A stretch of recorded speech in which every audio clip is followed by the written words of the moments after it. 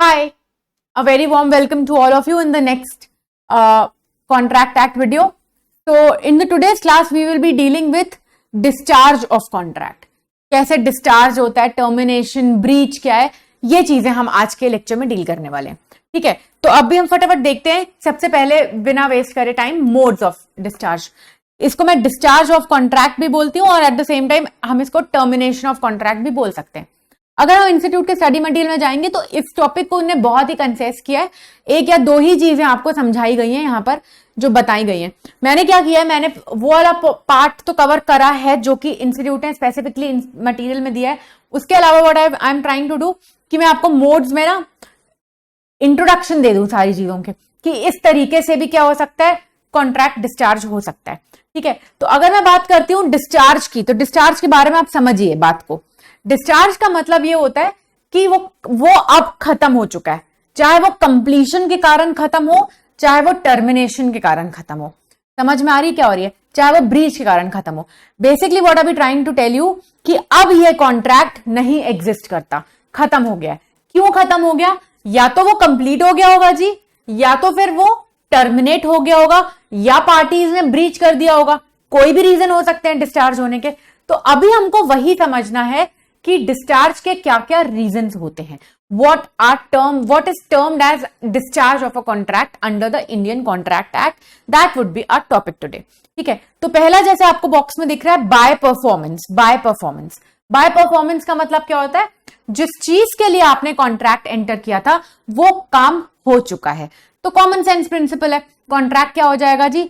खत्म हो जाएगा, ओवर हो जाएगा, कंप्लीट हो जाएगा. अगर मैंने आपसे फीस ली है कि मैं आपको क्लासेस इंपार्ट करने वाली हूं और मैंने आपको पूरी क्लासेस दे दी हैं, आपने मुझे फीस दे दी है, हमारा कॉन्ट्रैक्ट कैसा हो गया? हमारा कॉन्ट्रैक्ट डिस्चार्ज हो गया by performance of the parties. Parties ने परफॉर्म कर दिया. परफॉर्मेंस का मतलब है जो काम आपको करना चाहिए था निर्धारित पार्टी को, वो उन्होंने कंप्लीट कर दिया. क्लियर है? अब मैं बाइंड नहीं हूं, आई एम नॉट बाइंड, क्योंकि कॉन्ट्रैक्ट रहा ही नहीं. ठीक है, that is termed as by performance of the party. आपने टिकट परचेज करी एयर इंडिया की कि मुझे दिल्ली से मुंबई पहुंचाओ. जब आप मुंबई पहुंच गए, निर्धारित सिटी में पहुंच गए थे, when you reach the destination, of course की बात है वो कॉन्ट्रैक्ट क्या हो गया? अब वो कॉन्ट्रैक्ट कंप्लीट है, कंप्लीट हो गया, डिस्चार्ज हो गया. क्लियर है? ऑल सेटल्ड, अकाउंट सेटल्ड, ऐसा वाला केस है. लेकिन अगर आप बॉक्स में देख रहे होंगे, आपको दो टाइप दिख रहे होंगे. एक आपका एक्चुअल परफॉर्मेंस है और एक आपका अटेम्प्टेड परफॉर्मेंस है. मैंने जैसे आपको एग्जाम्पल दिया कि आप देखिए, एग्जाम्पल क्या दिया, ध्यान से सुनिएगा. मैंने आपको बोला कि एयर इंडिया की आपने टिकट परचेज करी और आपने बोला कि एयर इंडिया मुझे दिल्ली से मुंबई पहुंचा देना. एयर इंडिया ने बोला ठीक है. कॉन्ट्रैक्ट आप लोग के बीच में हो चुका. आपकी सुबह 6 बजे की फ्लाइट थी. कहां के लिए? मुंबई के लिए. आपको जो लास्ट कॉल्स वगैरह सब कुछ होते हैं वो 5 o'clock हो जाएगा, चेक इन वगैरह का. 5 बजे आपको वहां पे चेक इन होना चाहिए था और फिर फाइनल कॉल करके वो 5:45 बजे, उसके बाद 6 बजे वो टेक ऑफ कर देते. That is how the procedure is. अगर आप समझ लीजिए आप एयरपोर्ट पहुंच जाते हैं, आप बैठ जाते हैं फ्लाइट में और मुंबई पहुंच भी जाते हैं, तो ये क्या हो गया बच्चे? This is discharge of contract by performance of the parties and where parties have actually performed. आपको उसको पैसा देना था, उसने पैसा दिया, और उसको आपको पहुंचाना था एक डेस्टिनेशन पे, उसने पहुंचा दिया जी, काम पूरा हो गया, कॉन्ग्रेचुलेशन. ठीक है, दूसरी तरफ देखें, आपने सुबह का अलार्म लगाया लेकिन अपनी आदत अनुसार आपने अलार्म को स्नूज पे डाला और फिर धीरे से ऑफ ही कर दिया और आप सोते गए सोते गए सोते गए. एयर इंडिया ने आपको कॉल भी किया पूछने के लिए कि sir the book ticket was booked and you are not here yet. You never picked up the call because आपका फोन तो रात को साइलेंट पे होता है. अब क्या हुआ? आपकी नींद खुली 8 बजे, आपने देखा वो 8 बज गए, आपको ख्याल आया शिट मेरी तो फ्लाइट थी, और फ्लाइट तो मुंबई भी पहुंच चुकी है. आप अपने बोरिया बिस्तर बांधते हैं और सोचते हैं कि चलो कुछ नहीं होता, मैं पहुंच तो जाऊं, एयरपोर्ट पहुंच जाता हूं. आप एयरपोर्ट पहुंचते हैं और वहां पर आप जो भी मुंबई फ्लाइट जा रही होती है उसको कहते हैं कि मुझे अब आप एक काम करिए, please leave me to Mumbai because I had a flight but I missed it, but since I never travelled in that please give me this slot. I'm going to go in this slot. Will, in the weirdest of your dream, the Air India permit this? No. Why? Why it did not permitted it? For a very simple and obvious reason, बच्चे, they have the contract is already discharged as per Indian Contract Act. Why? Because Air India ने perform करने का attempt किया था, वो तो flight लेके गई ना. आप है नालायक कि आप भागे भागे टाइम से नहीं पहुंचे, लेट पहुंचे. अटेम्प्टेड था, उसने अटेम्प्ट कर दिया, बात खत्म हो गई. अब आप क्लेम नहीं कर सकते, आप ये नहीं बोल सकते कि मुझे आप ये परफॉर्म कर दें. You should be performing it for me. No, it will not perform. दूसरा एग्जाम्पल भी है. आपने अर्बन क्लैप की सर्विसेज ली, अर्बन कंपनी जो अब हो चुका है, आपने अर्बन कंपनी की सर्विस ली. आपने कारपेंटर को बुलाया वहां से या इलेक्ट्रिशियन को बुलाया, एक निर्धारित समय पे बुलाया कि इस समय का स्लॉट बुक्ड है, इस समय पे वो आएगा. उसने कॉल वॉल सब आपको करे, ठीक है. अब हुआ यहां पर क्या, उसने आपको कॉल वॉल सब कुछ करा और आप कहां थे, आपने फोन नहीं उठाया. अब वो बंदा आ गया आपके घर के वहां और उसके बाद आप वहां पे थे नहीं, वो चला गया. 1 घंटा अपना स्लॉट जितना था उतना वेट करने के बाद ही went back. You were not there. When you got free, you called urban companies asking that where is that man? आप उसको बोलते हैं कि भैया सुनो, आपने मुझे कॉल किया था, आपके बहुत सारे कॉल्स हैं, एक काम करो भैया, उस वक्त मैं बिजी था, अब आप अभी आ जाओ, अभी आ जाओ आप.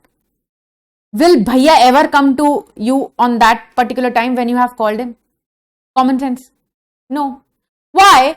Because the contract is already discharged. बच्चा party, it is already discharged by the performance of the party. But ma'am हमारा तो एसी ठीक हुआ ही नहीं, वो आया ही नहीं. तो भाई वो आया था ना, लेकिन ठीक नहीं करवाया आपने, तो ही attempted, but because of your mistake it could not happen, and therefore the contract will be discharged by the attempted performance of the parties. Clear? Come down to the next. Discharge करने के और तरीके हैं. Bye agreement. Bye agreement मतलब आप में और मेरे में एक कॉन्ट्रैक्ट हुआ था कि मैं आपको ये पढ़ाने वाली हूं, आप मुझे फीस पे करने वाले हैं. किसी कारणवश हमको ऐसा फील हुआ कि नहीं, we don't want to do that, तो हम लोग ने एक दूसरा कॉन्ट्रैक्ट एंटर कर लिया, जिसमें हम लोग क्या कर रहे हैं, हम लोग पुराने कॉन्ट्रैक्ट को डिस्चार्ज कर दे रहे हैं. मतलब we are now again entering into a contract to release the parties from the old contract.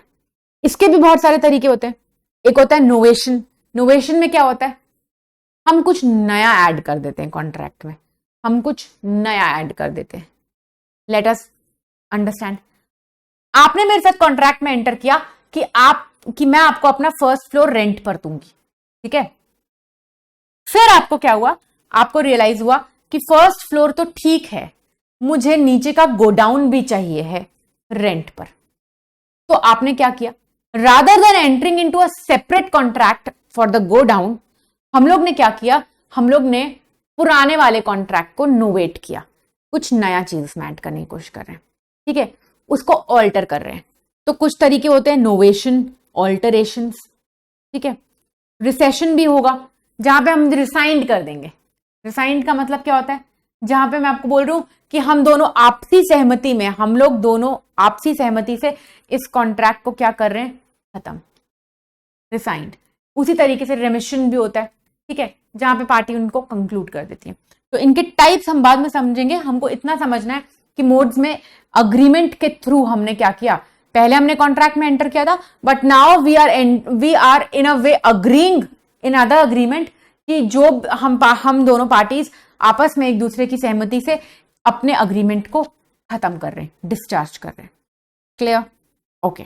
Next आता है बाय ऑपरेशन ऑफ लॉ. जहां पे कॉन्ट्रैक्ट डिस्चार्ज हो जाता है, उसके लिए आपको और मुझे पार्टीज को कुछ करने की जरूरत नहीं है, लॉ के कारण ही वो क्या हो गया जी, डिस्चार्ज हो गया. Example, death.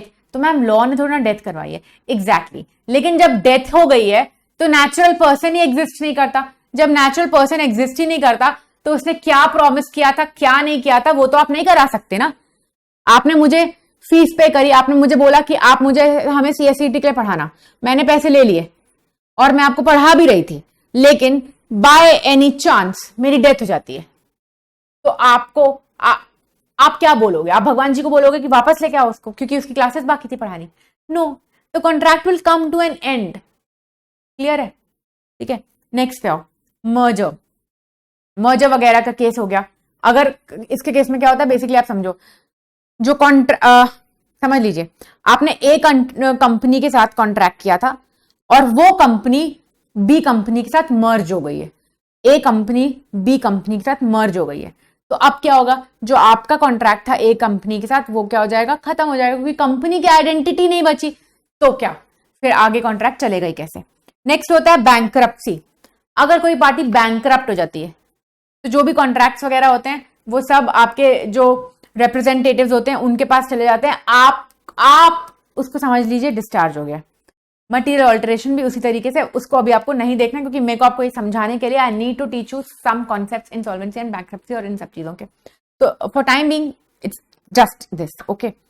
Late me tell you, ये भी मैंने तुमको एक्स्ट्रा पढ़ा रही हूँ जो मैथ में नहीं है, मटीरियल में नहीं है।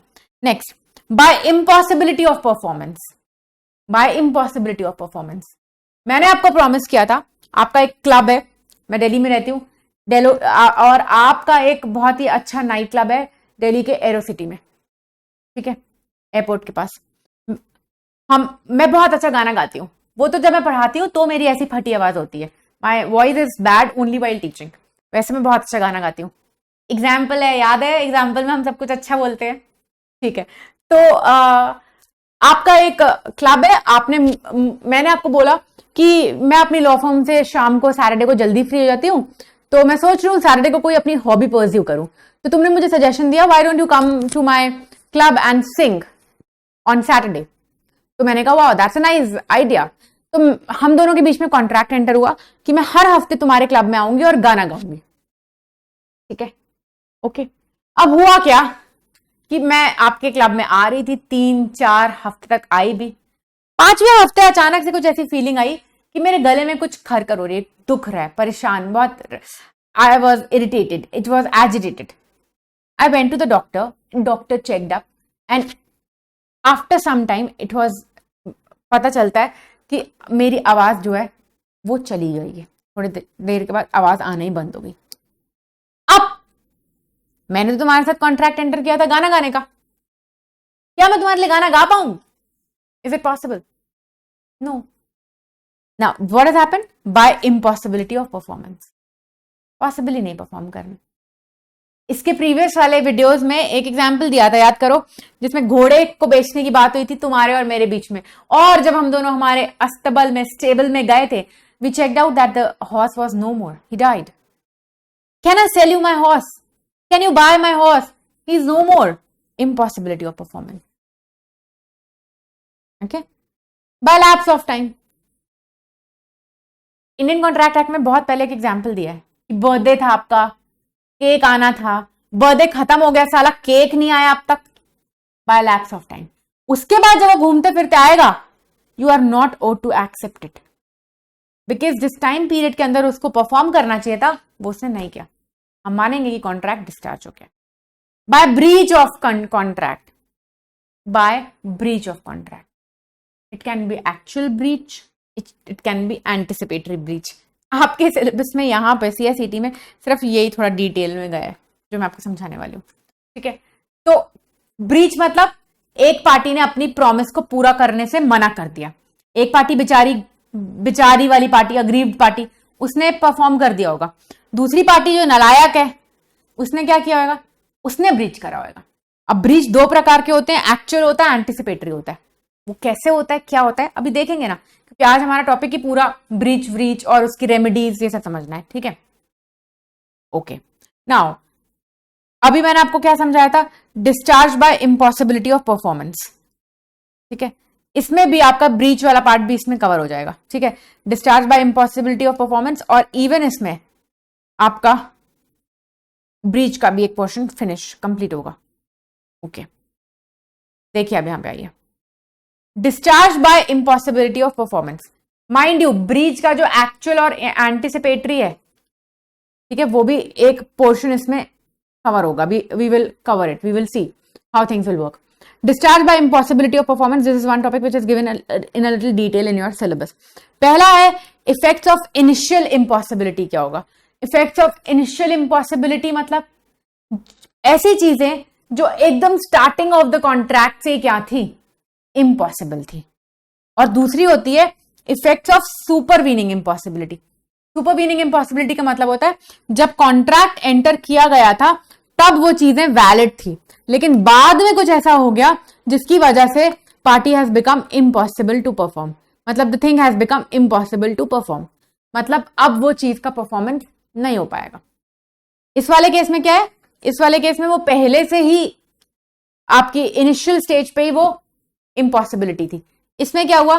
बाद में इम्पॉसिबिलिटी क्रीप इन हुई है। क्लियर है? देखते हैं इसको, समझते हैं इफेक्ट्स क्या होगा इसे, फिर एग्जांपल दे दूंगी। इफेक्ट्स क्या होंगे इनिशियल इम्पॉसिबिलिटी के? बात किसकी हो रही है? इनिशियल इम्पॉसिबिलिटी के। ये वाला देखिए, both the party knows about initial impossibility. दोनों पार्टी को पता था कि ये नहीं हो सकता, मगर फिर भी नालायक पार्टीज ने क्या किया? एंटर कर लिया कॉन्ट्रैक्ट में। एग्जाम्पल दे सकते हो? ऑफ कोर्स घोड़ा। मुझे भी पता है मेरा घोड़ा मरा हुआ है, तुम्हें भी पता है कि मेरा घोड़ा मरा हुआ है, बट फिर भी हम दोनों ने कॉन्ट्रैक्ट में एंटर किया that I will sell you my horse. This contract has no bloody sense in the eyes of law. It is void ab initio. Void ab initio, you are starting से invalid, you don't even exist in my eyes. Law आपको यही बोलेगा पागल है ये लोग। Is it quite simple and clear? तो अगर कौन सा वाला इंपॉसिबिलिटी है? इनिशियल इंपॉसिबिलिटी। इनिशियल इंपॉसिबिलिटी का मतलब क्या होता है? जो स्टार्टिंग से इंपॉसिबल था, जब कॉन्ट्रैक्ट में एंटर हुआ वो चीज नहीं हो सकती थी। तो ऐसे वाले पॉइंट ऑफ टाइम पे both the parties knows about the initial impossibility. दोनों को पता था, लेकिन फिर भी करा अग्रीमेंट। कैसा होगा? void ab initio। आप बोलते हैं अपनी गर्लफ्रेंड के लिए चांद तारे तोड़कर लेकर आएंगे, आपको भी पता है चांद तारे नहीं तोड़कर लाएंगे, और उसको भी पता है चांद तारे नहीं तोड़कर लाएंगे, क्योंकि ला ही नहीं सकते ना। Both of you knew that this is initially impossible and both of parties had an idea, फिर भी your girlfriend has made you enter into such contract. void ab initio। ठीक है, next, both the parties do not know about the initial impossibility। हमारा पुराना वाला example, हम दोनों ने कॉन्ट्रैक्ट में एंटर किया, मैं तो अभी उसको खाना दे के आया था अपने प्यारे घोड़े को, स्मार्ट से हॉट से घोड़े को। तुमने भी देखा था, आते वक्त उसको हाय बाय बोलकर आए थे। 5-6 घंटे हम लोग साथ चिल कर रहे थे। फिर जब क्या हुआ, आपने बोला कि ठीक है घोड़ा खरीदता हूं मैं आपका। हम लोग गए स्टेबल में उस घोड़े को लेने के लिए, पता चलता है घोड़ा तो मरा पहले। मतलब जब हम लोग कॉन्ट्रैक्ट में एंटर करे, हम दोनों को ये मालूम नहीं था कि जब कॉन्ट्रैक्ट में एंटर कर रहे हैं तब जो उसका सब्जेक्ट मैटर मतलब घोड़ा है, अब वो नहीं रहा। तो दिस इज अ मिस्टेक। पढ़िए अभी मिस्टेक के बारे में। मिस्टेक बायलैटरल है। बायलैटरल मिस्टेक में क्या होता है? void। ठीक है, आ रही बात समझ? आइए, only promisor knows about the initial impossibility. यहां पे क्या हुआ? मुझे पता है कि मेरा घोड़ा अब नहीं है, मुझे पता है कि मेरा अब घोड़ा नहीं है। ध्यान सुनिएगा, एग्जाम्पल बड़ा इंटरेस्टिंग एग्जाम्पल है। फिर भी मैंने आपके साथ कॉन्ट्रैक्ट में एंटर किया कि मैं अपना घोड़ा बेचूंगी। प्रॉमिसर मैं हूं, आप कौन है? प्रॉमिसी। मुझे पता था कि जब मैं कॉन्ट्रैक्ट में एंटर कर रही हूं मेरा घोड़ा तो मर चुका है, आपको पता नहीं था, आपको इस बात का इल्म नहीं था। You had no idea that the horse has died at the time of entering into a contract. I was having idea. Promiser has an idea that that it is impossible to perform the contract, but still the promiser enter into that contract. Meanwhile, तुम जब घोड़ा collect करते हैं 5-6-7 घंटे के बाद, जैसे बात हुई हम चिल करने वाले थे, तो उतने में क्या हुआ? आपने एक इंसान को कॉल किया जो हॉर्स रेस करवाता है। आपने क्या किया? आपने वहां पे हॉर्स रेस में अपने घोड़े को पार्टिसिपेट करवा दिया। हॉर्स रेस में अपने घोड़े को पार्टिसिपेट करवा दिया, जिसकी आपने 50,000 फीस भी पे कर दी है पार्टिसिपेट करवाने की। अब वो जो फीस है वो नॉन रिफंडेबल है। अब क्या हुआ? जब हम लोग दोनों गए स्टेबल में, पहली बात है आपने मुझे 15 लाख रुपए दिए मेरे घोड़े के, और आपने 50,000 रुपए किसको पे करे? उसको घोड़े को रेस में दौड़वाने के लिए। क्या हुआ यहां पर? जब आपको पता चलता है कि अब तो घोड़ा मर चुका है, और इसका मुझे पूरा आइडिया था, I had idea about that my horse is no more, what will happen? आपको मुझे 15 लाख रुपए तो वापस करने ही पड़ेंगे क्योंकि कॉन्ट्रैक्ट वॉइड है, पहली बात। दूसरी बात, सिर्फ वॉइड से बात नहीं बनी, बल्कि क्या होगा, कॉम्पनसेशन भी देना पड़ेगा मुझे for any loss which has actually happened to you. तुमको 50,000 रुपए भी कभी नुकसान हुआ क्योंकि तुमने हॉर्स रेस वालों को उतने पैसे दे देते? हाँ जी। So I will pay you 15 lakh, I will pay you 15 lakh plus 50,000 for the loss which you have suffered. I will pay you 15 lakh plus 50,000 for the loss which you have suffered. Are you understanding the example? तो ये सारी चीजें हमको समझ में आ चुकी है। Okay, clear है? Next effects of subsequent impossibility. Subsequent impossibility का मतलब क्या होगा बच्चे?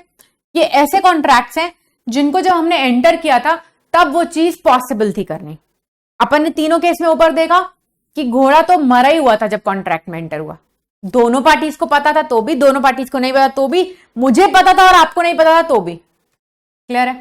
Next law, effects of subsequent impossibility.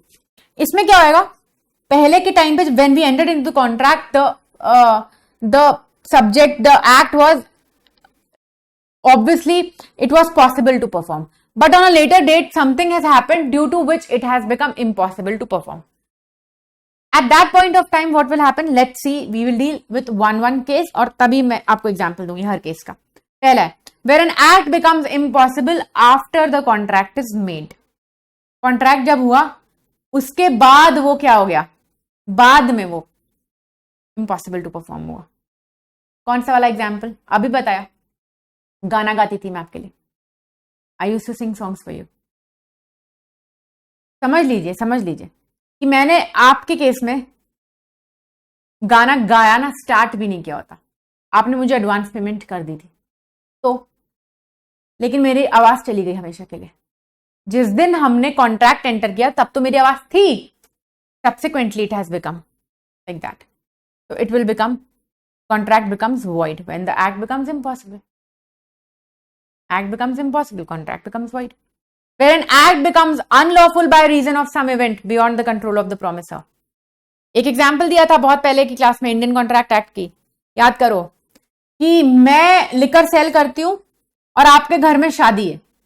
Presume करते हैं हम पंजाबी हैं, पंजाबियों की शादी में एक लिकर अल्कोहल की गड्डी होती है, ठीक है? तो आपके घर में शादी है, आपको भाई बहुत सारी लिकर चाहिए, मैं लिकर बेचती हूं। आपके घर में शादी कब है? प्रिज्यूम करते हैं 1 जुलाई को। आज क्या है? 18 जून है।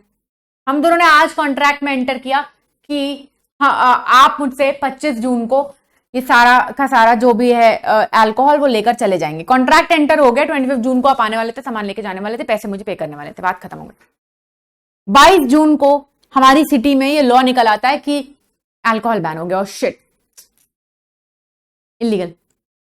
जिस दिन कॉन्ट्रैक्ट में एंटर हुआ था उस दिन वो लीगल था, जब परफॉर्मेंस की बात आई तो क्या हुआ?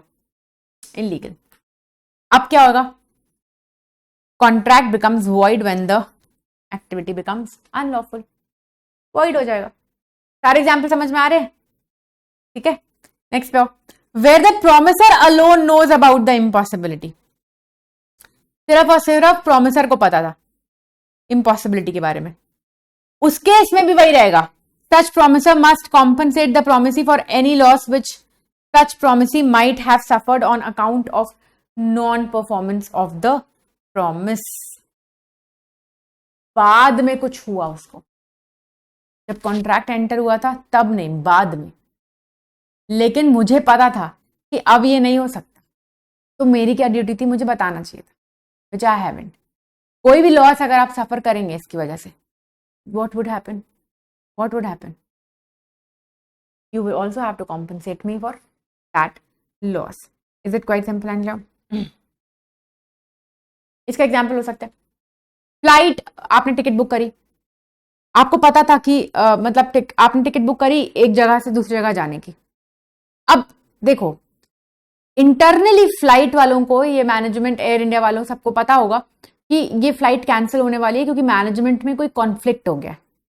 जब कॉन्ट्रैक्ट एंटर हुआ था तब वो वैलिड था क्योंकि फ्लाइट उड़ने ही वाली थी।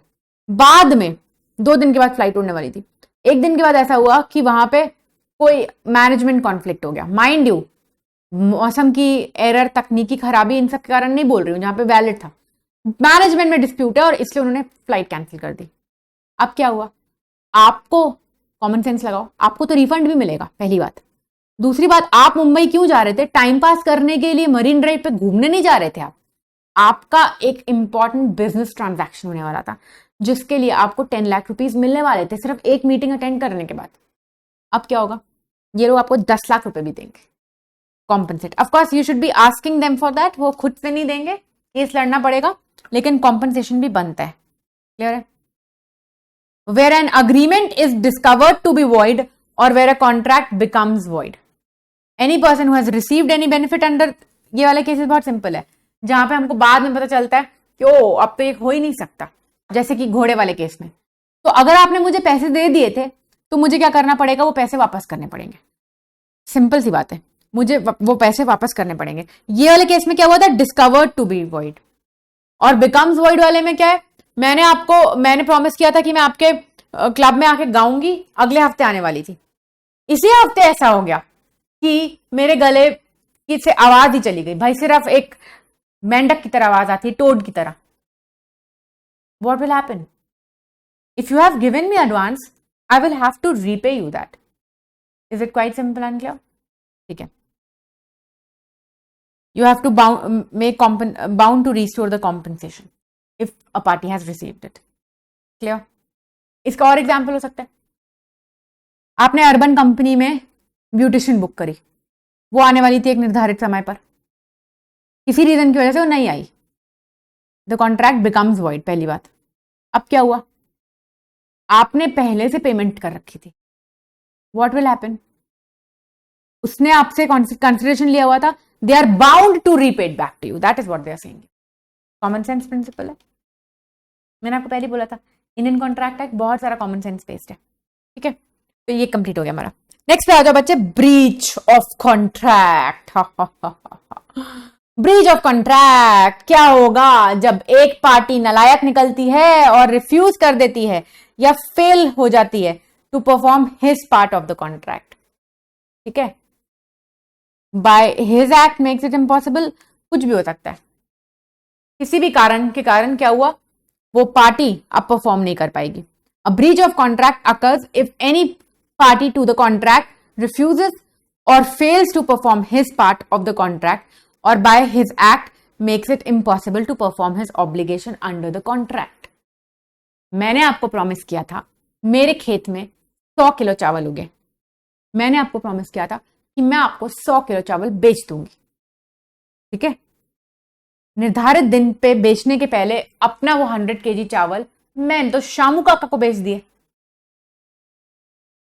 What I have done? Breach of contract. Clear? Because now, even if I want, I will not be able to give you the rice which is grown in my field. Why? Because I have already sold it to someone else. ठीक है, आइए next पे। A breach of contract में occur in the following ways. एक होता है anticipatory breach और एक होता है एक्चुअल ब्रीच। एक होता है एंटिसिपेटरी ब्रीच और एक होता है एक्चुअल ब्रीच। देखते हैं क्या होता है जी एंटिसिपेटरी और एक्चुअल ब्रीच, विल सी। पहले हम लोग एंटिसिपेटरी ब्रीच देख रहे हैं। पहले हम लोग क्या देख रहे हैं, एंटिसिपेटरी ब्रीच। इसमें क्या होगा समझ लीजिए, इसको एक एग्जांपल से देखते हैं। Let's see with an example. We entered into a contract, you and me, we entered into a contract on 1st of June। On 1st of June मुझे पता था कि मेरी खेती कंप्लीट होने वाली है किसी भी चीज की। मैंने आपको 1st of June को प्रॉमिस किया कि मैं आपको अपना क्रॉप क्या करूंगी, मैं आपको अपना क्रॉप 30 जून को बेच दूंगी, पूरा क्रॉप, फील्ड का पूरा का पूरा क्रॉप क्या करूंगी, 30 जून को बेच दूंगी। हमने ऐसे कॉन्ट्रैक्ट में एंटर किया था। 30th June I will be giving you the crop, you will be giving me the money. पता नहीं 20 जून को मुझे क्या हुआ, on 20th of June I called you up and I told you कि हाँ हमारे बीच में कॉन्ट्रैक्ट था आपका ये राइस क्रॉप खरीदने का, तो मुझे नहीं करना ये पूरा, I don't want to go ahead with that, मुझे नहीं करना आगे। What is this, anticipatory. क्यों एंटिसिपेटरी, क्योंकि उसकी निर्धारित डेट क्या थी, परफॉर्मेंस की date. Mind you performance due कब था, when was the performance due in our example, 30th June, where as I am calling you, calling मैंने कब करी है 20 जून को, 20th जून। और कॉन्ट्रैक्ट कब एंटर हुआ था, date of entering into contract क्या थी, date of contract was 1 June. मैंने 20th जून को आपको कॉल करके बोला कि dude I am not interested to sell you my rice, what will happen, what will happen क्या होगा, मैम हम कहीं और से चावल खरीद लेंगे, ऑफ कोर्स कुछ भी करोगे वो तो सेकेंडरी बात है। सुनने वाली बात यहां पर ही आती है। पहली बात ये एंटिसिपेटरी क्यों है, क्योंकि डेट ऑफ परफॉर्मेंस के पहले मैंने उसको कैंसिल कर दिया, ब्रीच कर दी, पहले ब्रीच कर दिए। Here what I am doing, the party to contract refuses to performance promise. तुमने मुझसे पूछा रीजन, मैंने कहा नहीं मेरा मन नहीं, I don't want to sell it to, I am not interested, मन ही नहीं है जी। यहां पे मैं आपको बेच नहीं रही हूं and I am refusing to perform. थोड़ा सा एग्जाम्पल को चेंज करते हैं। 1st ऑफ जून को मैंने आपको क्या किया, 1st ऑफ जून को हम दोनों ने कॉन्ट्रैक्ट में एंटर किया और मैंने आपको बोला कि मैं आपको अपना पूरा क्रॉप बेच दूंगा 30 जून को, ठीक है। 30 जून क्या थी, डेट ऑफ परफॉर्मेंस, 1 जून क्या थी, date of entering into contract. 20th of June को मैंने वो सारा का सारा क्रॉप शामू काका को बेच दिया, सारा का सारा क्रॉप किसको बेच दिया, शामू काका को।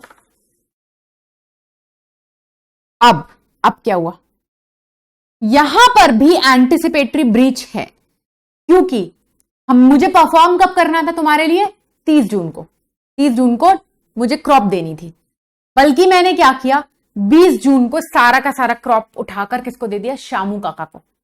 यहां पर रिफ्यूज नहीं कर रही हूं, बल्कि यहां पे मैंने क्या किया, I am disabling my self from performing my promise. कैसे, क्योंकि जो मैंने तुमको प्रॉमिस किया था वो मैंने किसी और के लिए कर दिया, तो I am disabling my self from carrying out a promise which I have done with you. Why, because I have done it with someone else, किसी और के साथ मैंने वो प्रॉमिस कर दिया होगा, कोई भी रीजन होगा। ऊपर वाले केस में क्या था, मैं अपनी मर्जी बोल रही थी कि नहीं करना मतलब नहीं करना, I am not owe to give you any explanation. इस केस में क्या होगा, इस केस में ऐसा होगा कि मैंने क्या किया, मैंने ब्रीच करा है। कैसे वाला ब्रीच करा है, मैंने एंटिसिपेटरी ब्रीच किया है। और कैसे एंटिसिपेटरी ब्रीच करा है जी, I have made my self disable to perform. How disable, because I have promise that I will give you all my crop, whereas before the due date would have come, I have already given that crop to Shamu Kaka. Clear है concept. इसके case में आइए, the aggrieved party में either, aggrieved party कौन है, आप है ना, sue for breach of contract immediately after the repudiation। 20 तारीख को जब मैंने आपको कॉल करके बोला कि सुनो मैं आपको क्रॉप नहीं बेचने वाला, या 20 तारीख को जब मैंने शामू काका को ऑलरेडी अपना क्रॉप बेच चुका, तो आपको तो मैं नहीं बेच पाऊंगी। तो आपके पास एक ऑप्शन है कि आप क्या करें, आप 20 जून को ही जाकर मुझे स्यू कर दे इमीडिएटली, जस्ट जब आपको मालूम चलेगा कि ये अब नहीं करने वाली, ब्रीच कर दिया इसने कॉन्ट्रैक्ट। तो आप क्या कर सकते हैं, 30 जून तक का वेट मत करिए। एक ऑप्शन है आपके पास कि आप क्या कर सकते हैं, 20 जून को ही जाकर क्या कर सकते हैं, 20 जून से 30 जून के बीच में भी आप क्या कर सकते हैं, मुझे स्यू कर सकते हैं for the breach. You can sue me. Ma'am फिर मुझे क्या मिलेगा, तो भैया वो तो नेक्स्ट टॉपिक वही है कि ब्रीच में हम क्या क्या ले सकते हैं, ठीक है, रेमेडीज क्या क्या अवेलेबल है। आपके पास ऑप्शन है एंटिसिपेटरी ब्रीच में आप क्या कर सकते हैं, जिस दिन मैंने नालायकी करी उससे बाद आप कभी भी, उस दिन या उसके बाद आप कभी भी जाइए, you don't have to wait for the due date. एक ऑप्शन तो ये होता है, लेकिन दूसरा ऑप्शन भी है, यहां पे आइदर लिखा, आइदर का मतलब क्या होता है, one of them. Second option है you can wait till the actual date when performance is due and then sue for the breach. आप चाहो तो 30 जून तक रुक जाओ, उसके बाद स्यू करना, वो भी पॉसिबल है, ठीक है। ये वाले उस केसेस में रहता है जहां पे थोड़ी होप रहती है। एग्जाम्पल के लिए अगर हम लोग बोले ये वाले में हुआ होता, the party refuse to perform, अगर इसमें होता तो क्या होता, उसने किसी और को बेचा नहीं है, मुझे अभी भी उम्मीद रहेगी कि हाय शायद 30 जून तक वो मुझे क्या करेगा, मुझे क्रॉप दे देगा, तो मैं सीधे 20 जून को जाकर क्या नहीं कर मैं चाहूं तो 20 जून को भी जाकर स्यू कर सकती हूँ, लेकिन मैं नॉर्मली क्या करूंगी, मैं रुकूंगी 30 जून तक कि शायद चेंज ऑफ माइंड हो जाए। यू आर अंडरस्टैंडिंग, ऑप्शंस दोनों अवेलेबल है, मैं दोनों में से कुछ भी अवेल कर सकती हूँ। I can actually avail both of these. Clear? Is the concept clear? Anticipatory breach. मजा आ रही है ना? इंटरेस्टिंग है.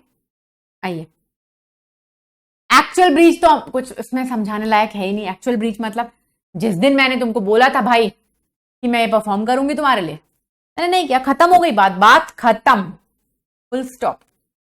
क्लियर? नेक्स्ट पे 30 जून को बोला था ना क्रॉप बेचनी है. 20 बूथ को फोन नहीं किया मैंने, सीधे 30 को तुम आए और मैंने बोला मुझे नहीं देना क्रॉप, जाओ यहां से. Breach of contract. क्लियर? आइए अब देखते हैं रेमेडीज क्या अवेलेबल है. ठीक है, आज के इस वीडियो के लिए ये लास्ट टॉपिक होगा. इसके बाद आपका एक लास्ट वीडियो बाकी है, हम देखते हैं उसके बारे में. पहले यहाँ पे आओ, रेमेडीज क्या क्या अवेलेबल है for the breach in contract. क्या कर सकती है अग्रीव्ड पार्टी? पहला, resign the contract and refuse further performance of the contract. जैसे आपने ब्रीच किया, मैं देखो सिंपल सी बात है, उस केस में क्या होगा?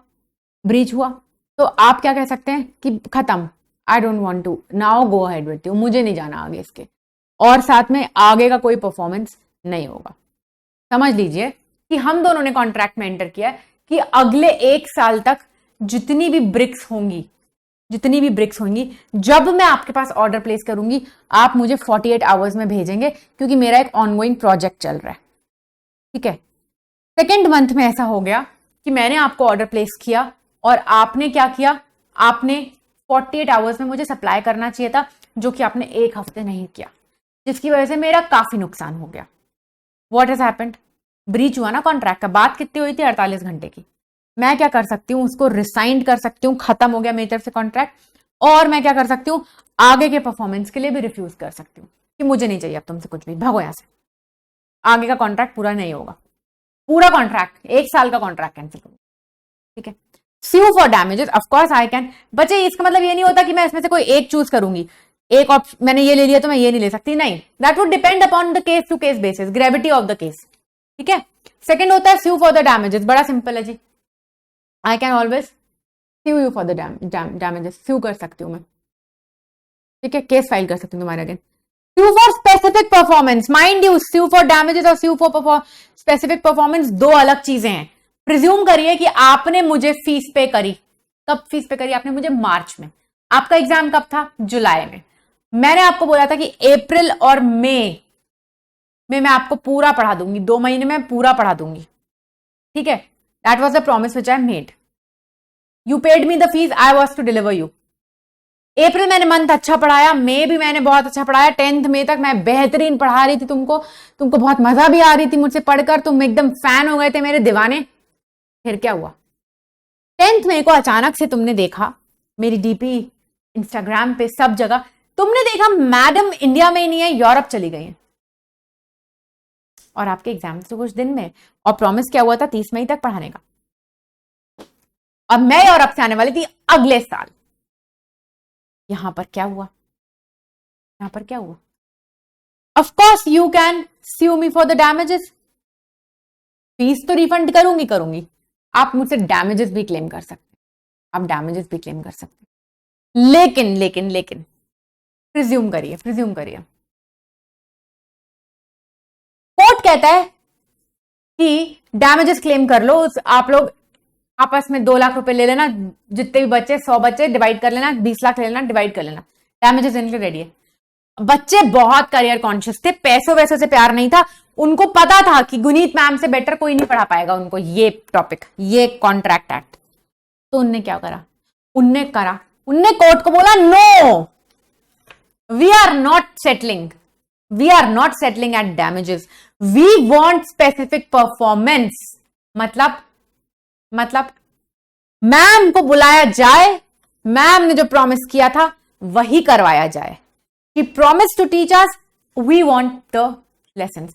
हमारे एग्जाम 1 महीने के बाद है, हम नया टीचर नहीं ढूंढ सकते, हम एडजस्ट नहीं करेंगे, डैमेजेस का हमको अचार नहीं डालना, हम स्यू कर रहे हैं मैम को फॉर स्पेसिफिक परफॉर्मेंस. मतलब जिस चीज के लिए प्रॉमिस हुआ था वही चाहिए, उसके अलावा कुछ नहीं चाहिए. ठीक है, लेकिन अगर इस केस में मैं शायद आ भी जाऊं, अगर आपने मुझे स्पेसिफिक परफॉर्मेंस के लिए परफॉर्म किया, बोला. लेकिन प्रिज्यूम करिए कि कि इंडिया में मेरी एक रोड एक्सीडेंट हो जाती है जिसकी वजह से मैं अपना मेंटल बैलेंस ही खो देती हूँ, तुम पढ़ाने की बात कर रहे हो, मैं तो रिकॉग्नाइज भी नहीं कर रही अपनी फैमिली मेंबर्स को। अब ऐसे केस में क्या होगा? क्या आप बोल सकते हैं कि स्पेसिफिक परफॉर्मेंस करो? नहीं हो पाएगा ना, पर्सनल टच इन्वॉल्व है पहली बात। And how is it possible? Clear है? नेक्स्ट पे आओ। Sue for an injunction to restrain the breach of negative term. What is this? I'll tell you. यहां पे क्या हुआ, प्लीज ध्यान से सुनना। याद है मैंने कॉन्ट्रैक्ट के केस में बताया था, एक पॉजिटिव प्रॉमिस हो सकता है, एक नेगेटिव प्रॉमिस हो सकता है। पॉजिटिव प्रॉमिस का मतलब होता है जहां पे मैं आपको बोलती हूँ कि मैं आपके लिए करूंगी।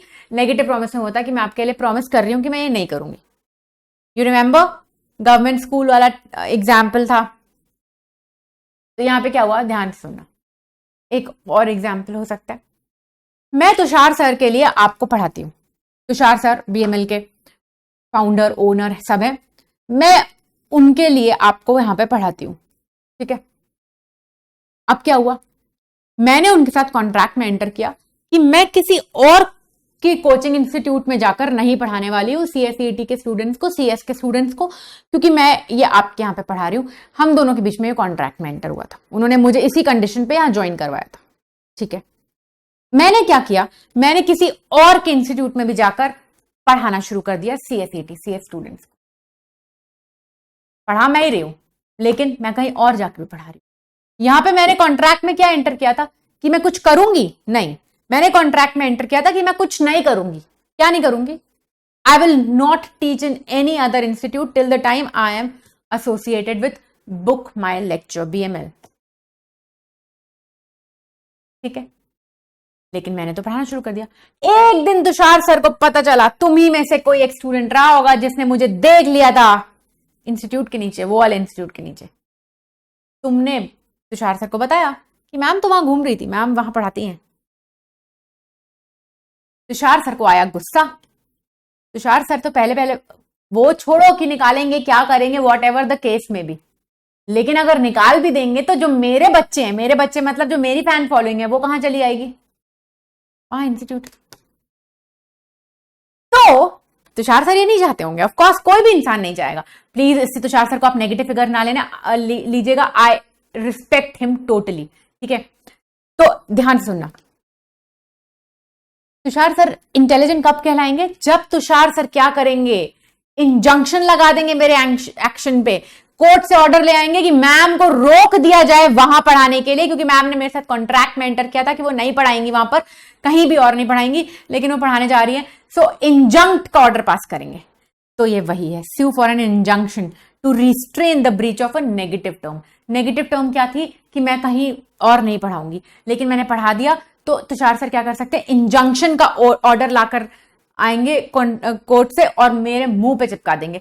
इससे क्या होगा, मैं कहीं और, वो मेरे साथ क्या करेंगे वो छोड़ दो, हमारा कॉन्ट्रैक्ट खत्म हो जाएगा, मुझे डैमेजेस देने पड़ेंगे, वो सब कुछ किनारे, लेकिन साथ में वो वहां पे रुकवा देंगे, क्योंकि अगर वो नहीं रुकवाएंगे तो यहां का बच्चा वहां चला जाएगा। This is just an example, क्योंकि बच्चों को समझ में आता है, ठीक है। With all due respect, Tushar sir is a very good friend and I respect him a lot. Please चलो, sue on quantum merit. Quantum merit का मतलब क्या होता है, जितना भी आपने मेरे लिए काम किया हुआ है, what pay for what you have earned। तो बेसिकली ये वाला एग्जाम्पल जिसमें मैं आपके लिए गाना वाली थी, समझ लीजिए मेरी आवाज कुछ नहीं गई, आवाज कुछ नहीं गई, बस मुझे पसंद नहीं आया तुम्हारा क्लब, बहुत बोरिंग सा था, तो it was not my kind. 3 बार गाना गाने आई, चौथी बार तुमने कॉल किया कि मैडम कब आओगी, मैंने कहा मैं नहीं आने वाली, भागो। तो यहाँ पे क्या होगा, 3 बार तो मैंने परफॉर्म किया, उसके पैसे मिल जाएंगे, बाकी के जो टाइम्स थे उसके केस में आप मुझे स्यू कर सकते हैं। You can sue me for the quantum merit.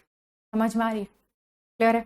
Basically this happens in contracts which are ongoing, जो चल रहे होते हैं। तो उसमें क्या होता है, जितने पार्ट का ब्रीच होता है उतने के लिए आप स्यू कर सकते हैं, ठीक है। कोई भी डाउट है तो आप मुझसे पूछ सकते हैं ऑन द व्हाट्सएप और ऑन द डाउट सेशंस, ठीक है। लास्ट टॉपिक के साथ हम इंडियन कॉन्ट्रैक्ट एक्ट के मिलेंगे नेक्स्ट क्लास में। Thank you so much, keep studying and keep learning. Bye बच्चे।